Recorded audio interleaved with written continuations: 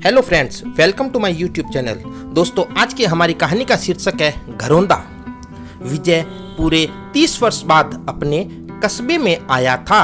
30 साल पहले अमेरिका की एक एमएनसी में नौकरी करने के लिए ऐसा गया कि वापस आने का ना तो मन किया और न ही मौका मिला। उसकी पत्नी और बच्चे भी पाश्चात्य संस्कृति में घुल मिलकर वहीं के हो गए।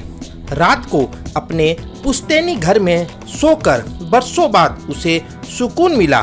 सुबह उठा तो एक बेहद दुखद खबर मिली। उसके बचपन की हमजोली, उसके घर की पिछली गली में रहने वाली मुक्ता का देर रात हृदयाघात से निधन हो गया और दोपहर बाद उसका अंतिम संस्कार होगा। संयोग देखो, मुक्ता की इस संसार से विदाई के वक्त विजय पूरे 30 वर्ष बाद कस्बे में आया है। अन्यथा अपने खुद के पिता के अंतिम संस्कार तक में ना पहुंच सका। अपने 2 दिन के संक्षिप्त प्रवास के दौरान स्वस्थ मुक्ता के हृदयाघात से अचानक यूं संसार से चले जाने के समाचार ने विजय को विचलित कर दिया। विजय तय समय पर मुक्ता की अंतिम यात्रा में शामिल होने के लिए उसके घर पहुंचा। मुक्ता अब तक अविवाहित थी और अपने भाइयों के परिवार के साथ रहती थी। शव यात्रा के शमशान घाट पर पहुंच जाने पर मुक्ता के भतीजे ने शव को मुखाग्नि दी। विजय धूं कर जलती चिता को देख रहा था। चिता की लपटों के बीच विजय को 9-10 वर्षीय उस मुक्ता का चेहरा नजर आ रहा था जिसके साथ उसका बचपन बीता था। मुक्ता अपनी हर चीज विजय को देती थी, उसका होमवर्क तक पूरा करती थी, लेकिन विजय हमेशा उसे सताता था। एक बार बरसात के मौसम में विजय ने मुक्ता के बनाए हुए एक सुंदर मिट्टी के घरौंदे को तोड़ दिया था तो मुक्ता बहुत रोई थी। वक्त के साथ वे किशोरावस्था में प्रवेश कर गए। घरौंदा बनाने का सिलसिला वहीं थम गया।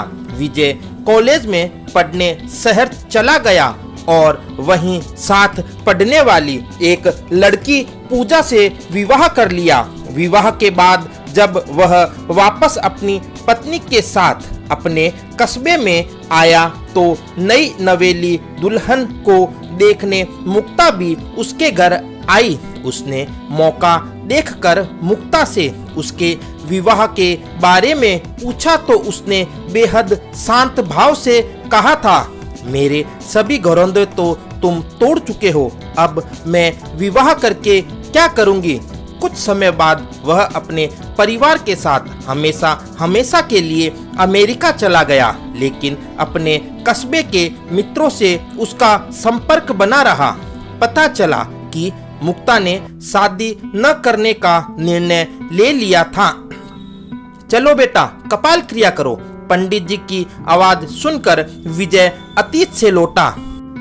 चिता से उठती हुई लपटें जब उसे चुभने लगी तो उसने आंखें बंद कर ली। बंद आंखों के सामने उसे मुक्ता दिखाई दे रही थी और कह रही थी, तुम्हारा ही इंतजार था विजय, वरना मेरी मौत तो वर्षों पहले हो चुकी थी।